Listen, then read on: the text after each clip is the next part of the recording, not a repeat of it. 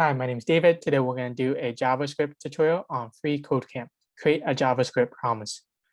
So what promises are is that is allows you to run functions in JavaScript asynchronously, which means you can do a function in the background while other things are going on.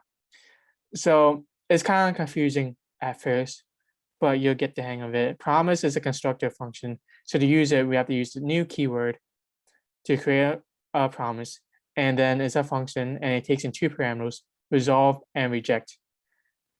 So this is the syntax of how it looks like. We're declaring a variable myPromise, which is a new promise, and it takes in resolve reject arrow function, and then we have something is an empty function as of now.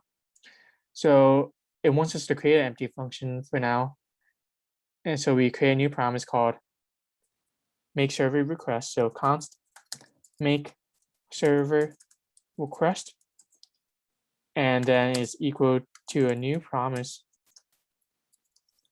that takes in resolve and reject, and it will do something inside of it.